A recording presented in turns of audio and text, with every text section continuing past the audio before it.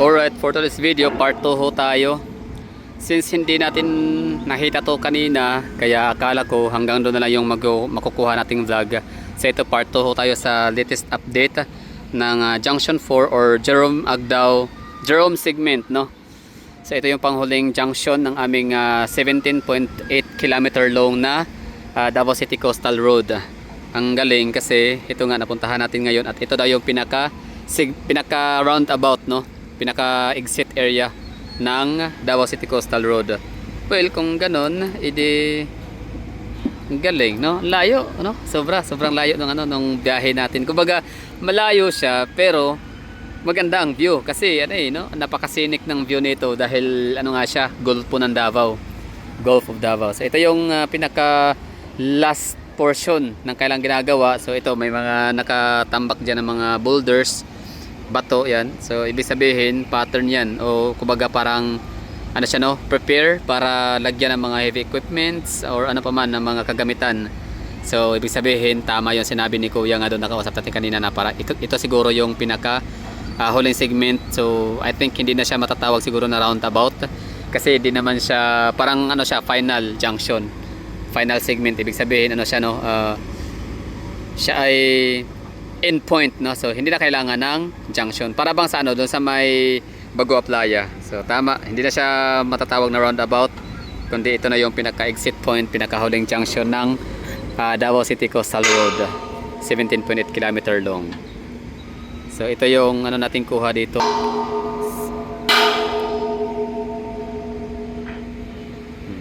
Galing. So may mga pagkakataon daw to dito na medyo nahihinto, no? Sabi ng mga residente dito na nakausap natin kanina, nakakwentuhan. So may mga time daw. Sabi ko ang galing naman kasi nung ako'y pumunta nga dito, ulitin ko, maaaring last quarter of 2024 or first quarter of 2025 ako'y andito. So yung nakita ko dito lang dati is alon lang. Ngayon may mga structure na talaga siya, materialized na. So ang galing. So ang taas din yan. Parang sa din siya, no, sa may Bukana area, sa may junction to, galing sa diyan sa may Bukana area, sa may Kalubihan ba yan, basta papuntang Times Beach. Parang ganyan din kataas ang kanyang mga tulay, dike yung daan. Nakakatuwa naman, no? So this is where our taxis go. So hindi kumbaga worth it kita paano sa panahon ni Digong yung mga buwis na binabayaran natin, yung mga kinakaltas sa mga sahod natin, dito na pupunta, no? So sulit. So ito yung maganda, no? Imbes na pang ayuda, cash, finance, wala, temporary, no? From the word ayuda, temporary, tulong, ganyan. Hindi talaga siya pang long term na solution sa kahirapan. Samantalang to, malaking tulong to sa hindi lang sa kahirapan, hindi lang para madagdagan yung hindi lang para mabawasan yung unemployment rate kasi nag-generate nito ng trabaho, no? So proyekto na magagamit na siya pang matagalan, nakapag-generate pa ng trabaho. So syempre masaya tayo doon. So ito yung nangyayari sa panahon ni Tatay Digong at hanggang ngayon ramdam pa rin natin yung kanyang tapang at malasakit, di ba? So politics ulit tayo dito. Syempre di may iwasan yan na kasi proyekto, gobyerno naman talaga dapat ang gumagawa ng ganito, no? Pero sa panahon kasi ni BBM kahapon sunan niya, wala siyang sinasabing mga ganito, wala siyang may ipakita mga pictures na ganyan na may ginagawa, under construction, mga natapos. Sa panahon ni Digong may mga thousands talagang mga daan na natapos, na inaugurate, ayun, na groundbreaking, na ribbon cutting, ganyan, no? So walang ganyan kay Marcos. Anyway, so yun lang ang update ho dito sa mga naghahanap ng mga kasagutan. So ito yung pinakalitis update ho natin dito. So maging ako sa sarili ko nga, ulitin ko yung natutuwa na kita ko tong gantong lugar, gantong hitsura ng mga ginagawa dito, construction, na hindi na siya imposible, no? Hindi na siya drawing.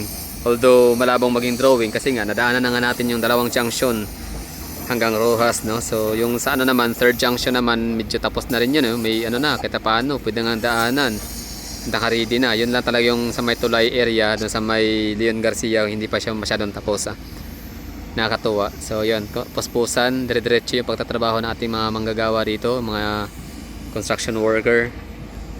So good job mga bossing, no? Thank you sa inyong sipag at tiyaga dyan. Kahit pasabi tayong sinasahuran naman kayo, kaya ginagawa nyo, trabaho nyo lang. Pero syempre yung stamina, naging responsible sila, no? Tulog ng maaga, kain ng maayos, para merong lakas para kinabukasan punta dito ulit gagawa ng ating coastal road. Ayun, nice one. Sa mga nanonood naman dyan, nag-aabang-abang ng mga updates, so ito yun. Galing. Kita ko sa sarili kong ano dito, no? In the naked eye, personally. Ayan, ito pala yun. Huli. Pinakahuling ano, junction. So itong portion na to dito sa Jerome ay nahuli kong napuntahan to dito parang 1995, 1996. Oo, as far as I remember. And kung hindi ako nagkakamali, taga rito rin si Robin Gonzaga, yung nanalo sa Pinoy Big Brother Celebrity Edition.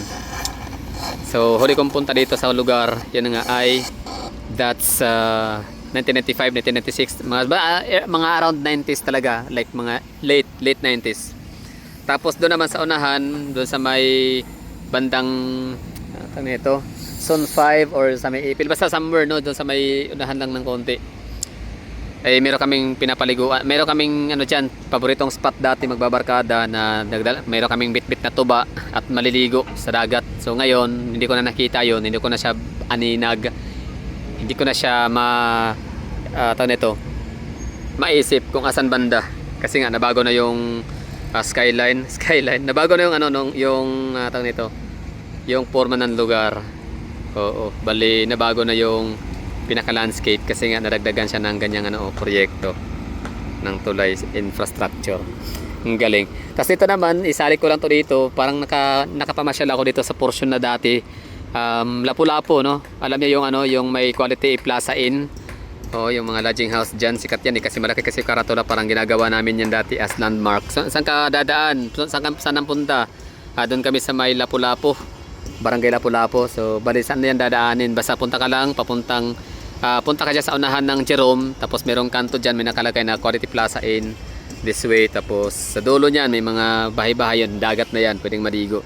So may mga kaibigan din ako mga nakatira dito dati at napasyalan ko nga sila, pero matagal na rin yun, no? Hindi ko alam kung andyan pa ba sila. Renters lang din naman yung mga yun dyan dati. Pero hindi dito sa ano, gilid ng dagat. May mga bahayan kasi dyan, may parang subdivision, mga matitinong ano, mga desenting bahay din naman kita paano. Tapos ito yung lugar ngayon, surprise ako ha, shock ako na ganyan ang nakikita ko dito na seashore nila. Malinis pala, no? Malinis pala tong lugar to dito, oh. Kala ko kasi bahayan. So syempre pag sinabing bahayan, mga informal settlers, mga slum area, so ang matawag dyan, ang expectation talaga natin madumi. Pero kita nyo may mga batang naliligo pa, may mga, hindi lang siguro mga bata ba yan? Usually mga bata kasi walang arte sa balat. Ang galing. So wala lang, dagdag ko lang sa ano ha, sa ating video na to. So nakakatuwa na napuntahan ko tong pinaka-spot na to, maliban sa hindi man sa na-miss, pero meron akong memories nga dito back in the 90s, late 90s, no? 1995 hanggang mga 1999, ganyan, 2000, pwede rin. So ang galing. Napuntahan ko tong lugar to, natuwa ako, masaya dahil nga sa yun na, naging parte ng memory. Tapos pangalawa ay nakita ko rin yung update ho dito sa lugar, kung ano yung ginagawa nila. So ayan, nagbabaon sila ng anong matawag dyan, metal wall or steel wall.